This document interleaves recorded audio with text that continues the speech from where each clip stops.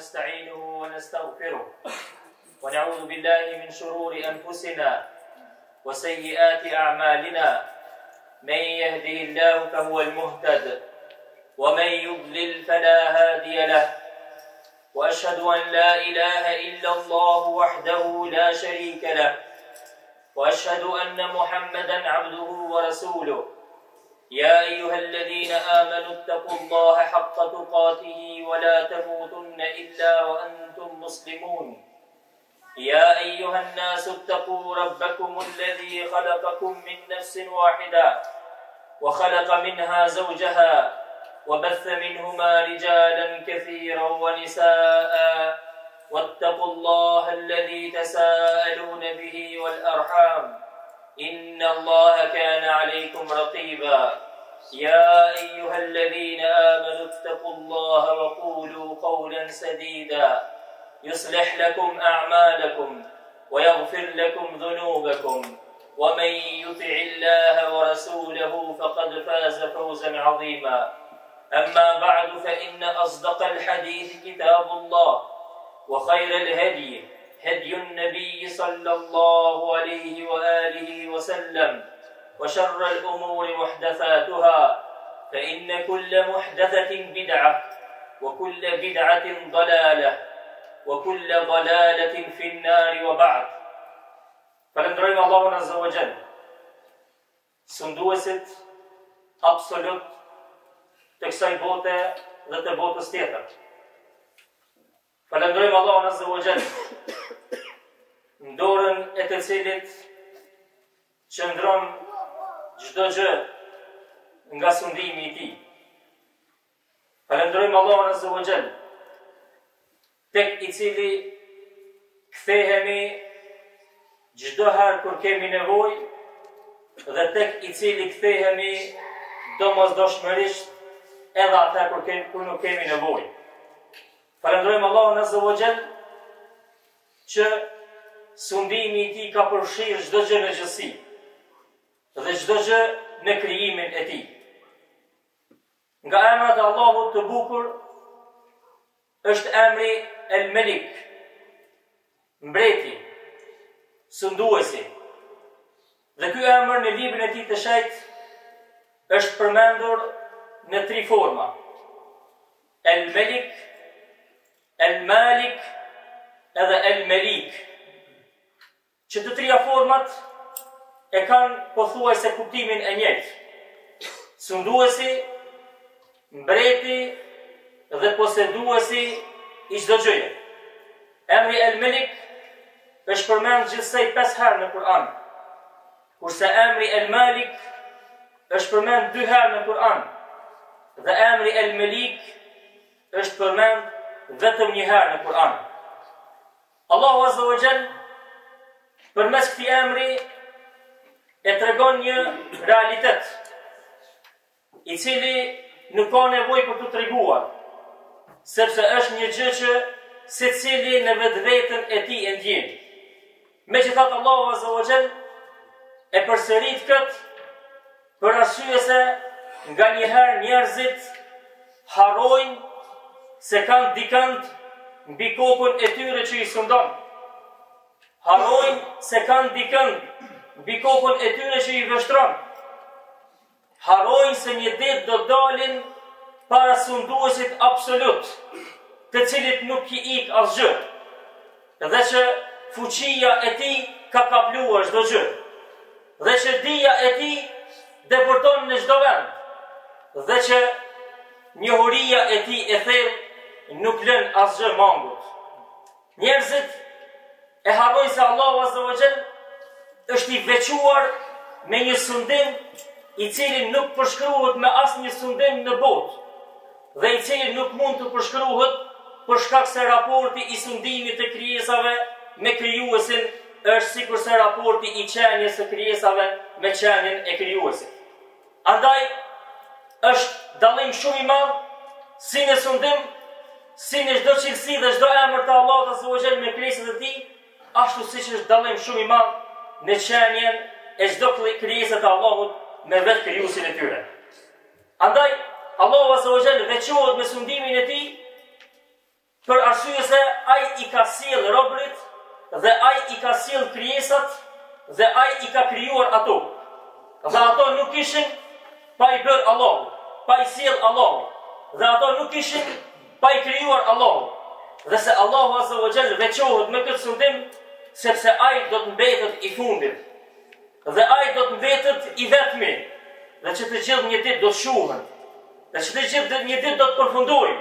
Dhe që të gjithë një ditë që të gjithëve do t'ju vi fundi dhe do të shkojnë dhe të largohen nga vendi ku jetojnë. Të nderuar besimtarë, Allahu Azza wa Jall kur na reflektohet neve, kur na paraqitet neve përmes këtij emri, paraqitet për synime madhore, paraqitet për arsye të mëdha, e që ne duhet që t'i lexojmë këto arsye me leximin e zemrës, pas t'i lexojmë me leximin e fjalëve dhe gojës. Allahu Azza wa Jall, nëse ati i takon sundimi, nëse ai është sunduesi absolut, nëse secili prej njerëzve një ditë do të kthehet tek ai, atëherë çysh këtë botë kontrolloje zemrën tënde sa është e kthyer te Allahu. Dhe mos e bjerë punën që të kthehesh tek Allahu vetëm atëherë kur nuk i rrugdalje tjetër. Mos e bjerë punën që ta njohësh dhe të besosh në Allahun në besimin e drejtë vetëm atëherë kur ta shohësh Allahun dhe të dalësh para tij me trupin tënd. Por njëhe Allahun besoje drejt për shkak se ai është sunduesi absolut. Dhe ti e din se je një krijesë, një gjallësë e dobët që herdo kurdo do të dilsh në gjykim para këtij sunduesi. Andaj ky sundues e meriton që ta njohësh shumë mirë. Ky sundues e meriton që ti besosh shumë mirë. Dhe ky sundues e meriton që të mundohesh që konform këtij besimi të afrohesh tek ai. Nga se nëse afrohesh tek ai këtë formë, edhe gjykimin ku do ta kesh me të, do të jetë më i lehtë, do të jetë më i kalueshëm, për shkak se të ka pa, për shkak se të njeh, për shkak se e din se ti je afruar nga ti shumë herë, dhe kjo nuk është vetëm një herë që po afrohesh para tij. Dhe çështja e dytë që besimtari duhet ta di përmes këtij emri është se kur e din që sundimi i takon vetëm Allahut, atëherë shpresa e tij në zemër që e ka duhet lidhet vetëm për Allahun. Dhe frika e tij në zemër që duhet ta ketë duhet të jetë vetëm për Allahun. Besimtari nuk shpreson të dikush tjetër vetëm se te Allahu. Dhe besimtari nuk i friksohet do dikujt tjetër vetëm se Allahu. Nuk ka frikë nga askush. La hawla wala quwwata illa billah. Nuk ndryshon gjendja, nuk ka mundësi ta ndryshoj gjendjen dikush për së keqi, vetëm se përmes caktimit të Allahut, vetëm se përmes sundimit të tij. Andaj me zemrën tënde, nëse mundohesh që të jesh çdo herë me shpresë dhe me frikë i lidhur për Allahun Azza wa Jall, dije që ti je i lidhur me lidhjen më të fortë. Dije që në momentin që ti ke nevojë për shpresë, Allahu është ai që të jep shpresën më të madhe. Dhe dije që në momentin që ti e sheh se po friksohesh ndaj dikujt, por kujtoje sunduesin tek të cili do të nështrohet çdo tiran, tek i cili do të përbuzet çdo mendjemal. Dhe dije që vetëm atij duhet të friksohesh, dhe as kujt tjetër këtë botë. Dhe as kujt tjetër këtë botë, pavarësisht se ka arrit pozita e tij, pavarësisht se ka arrit pushteti i tij, nuk ka frikë ndaj as kujt tjetër përveç se ndaj Allahut Azza wa Jall. Në tre, nëse ne e kuptojmë sundimin e Allahut në formën e tij duhur, duhet ta dimë se ky Allah që e mban këtë botë, që të mban ty në këto momente, dhe që të ka sjell ty këtë botë, ky Allah ka caktuar një ligj të veçantë për secilin njeri që frymon tash këtë botë. E pranoj kush e pranoj, e refuzoj kush e refuzoj. Nuk mund musliman si përfaqësin e tokës, që i thot vetet musliman, nuk mund me ndru shariatin e Allahut, nuk mund me ndru ligjin e Allahut, nuk mund me e luftu një të koni ligjin e Allahut, për shkak se është me i mirit, për shkak se është me i përshtatshmi, sepse ka ardhur prej sunduesit, ka ardhur prej atij që e din me drejtsinë e tij absolute dhe me mirësinë e tij të pafundme, e din se nuk ka diçka që i përshtatet njerit më shumë se sa ligji i tij.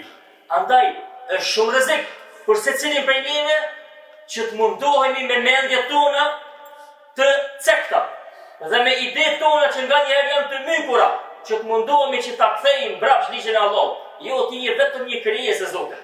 Asgjë më shumë.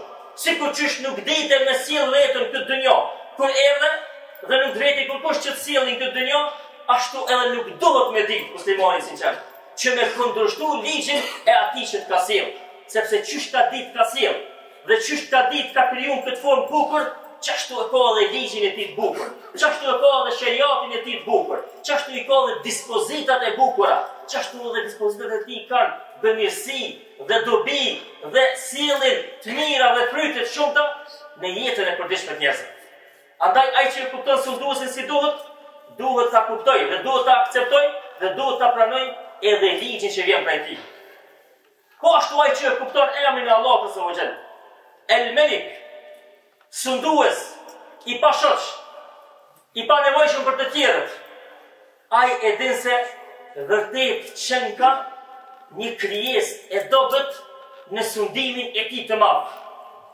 Çdo gjë që shohim me sy është nga sundimi i tij. Çdo gjë që dëgjojmë dhe lexojmë dhe zbulojnë shkencëtarët e ndryshëm është nga sundimi i tij. Kurse ti je një krijesë e vogël në këtë sundimin e tij që ty duket që është i pafund. Ty duket që është i pafund. Dhe sa më shumë që shkencëtarët zbulojnë diçka nga sundimi i Allahut, nga krijesat e Allahut, ty duket që kur merr fund kjo gjësi. Kur merr fund kjo gjësi. Duket e pamundur. Andaj kjo ta jep vetën tënde një shtytje tjetër që t'jesh modest. T'jesh i ult. T'jesh i ult ta mund të shiki pozitën tënde këtë dynjë. Mos vitesh lart. Mos tregosh mendje madh. Po shak se nuk takon kjo ty. Sikur t'isha ashtu, nuk do t'ishe njeri. Do ta kishe një pozitë tjetër. Nuk je Zot. Nuk je Zot i cili e ka në dorë çdo gjë. Jo. Ti je një njeri. Ti je një njeri madje i dopt. Që nëse sprovohesh me një sprovë të vogël, ti dorëzohesh dhe ti do psohesh më një herë. Andaj përmes kësaj, ku ta shoh sundimin e Allahut në gjithësi, tek ti, në njerëzit e përgjithësi, e kur ta paramendosh sundimin e Allahut ditën e Kiametit, ti duhesh me mendu këtë dhe me ndiku kjo tek ti drejt për drejt dhe me shtruar vetën tënde devotshmërinë dhe në njëjtën kohë modesti. Me qenë modest me njerëzit, me qenë modest me krijesat, mu sill dot me njerëzit. Mu sill me fjalë të mira, jo mu sill me vrasësi, jo mu sill me mendjemasi, sepse Allahu azza wa jall ka treguar se sundimi edhe gjykimi absolut i takon vetëm atina, andaj nuk ka dëshirë dhe nuk e don që në mesin e krijesave të ketë dikush që sillet sikur mbret dhe i nënshmon të tjerët dhe i ul të tjerët. Për këtë arsye Allahu azza wa jall thot pejgamberit sallallahu alaihi wasallam, ditën e gjykimit do ta merr gjithë qiejt me një dorë, me dorën e djathtë. Dhe do ta merr gjithë tokën me dorën e majtë. Dhe pastaj do thot ejnë el muluk, ejnë el gjebabira, ejnë el kajasira. Ku janë mbretërit tash? Ku janë ato me dhe mbaj? Ku janë ato në dynjo që i shtypshin tjerë dhe do të veta që nuk kanë me vdek kur? Ku janë tash ato? Kjo i takon vetëm Allahut. Limen il mulkul jo. Ku i takon sot sundimi? Lillahi l-wahid il-qahar. Ku ta shkatron çdo sen Allahu azza wa jall. Do ta thirr këtë thirrje. I kujt është sundimi tash? S'ka përgjigje. Sepse që të gjithë janë drejt. Që të gjithë janë shkatëruar. Çdo gjë që ka pas sundimin e Allahut azza wa jall. Limenil mulkul yawm. S'ka përgjigje. Lillahi al-wahid al-qahhar. Mulki sundimi sot takon vetëm Allahut azza wa jall. Andaj kur desh para Allahut dhe të jesh këtë pozitë, do ta shohësh se nevojën më të madhe kur desh para Tij do ta kesh ti jesh modest. Ti jesh i porulur këtë botë. Tregohu modest këtë botë para se të tregohesh me dhunë dhe pa dëshirën tënde i porulur dhe modest ditën e Kiametit. Madje pejgamberi sallallahu alajhi wasallam po njerëzit që sillen me vrasësi dhe me ndjemasi këtë botë. Çfarë gjykimi marrin në ditën e gjykimit? Ku e marrin pozitën? Thot pejgamberi sallallahu alajhi wasallam, Allahu azza wa jall, për shkak punëve tyre, për shkak sjelljeve tyre në këtë botë këqija, do t'i shndron ditën e gjykimit sikur kokrat misrit. Sikur kokrat misrit, njerëzit nuk do t'i dallojnë, do t'i shkenin me këmbët e tyre. Pse? Se e shihet këtë dynjë i madh shumë. Tu ka ndodhur krejt sikur kokra. Do të bëhesh kokër edhe ti. Do të bëhesh kokër kur do të dish para Allahut azza wa jall ditën e gjykimit. Madje do të bëhesh në atë formë, në atë ditë që ki nevojë mas shumë ti me pas një stret dikun. Njerëzit që janë njerëzit ka nevojë me pas një stret, kurse ti je aq i vogël që ty nuk llogarit kërkush. Nuk llogarit askush. Por shkak se kjo është merita për çdo mendje madh që është këtë dynjë. Andaj, kjo ta jep ty në vetveten tënde modestin që do ta kesh ndaj atij i cili takon sundimi absolut.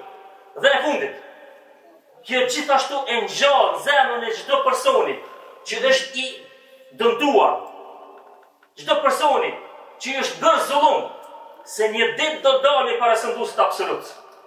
Jo, wa ma kana rabbuka nasiya.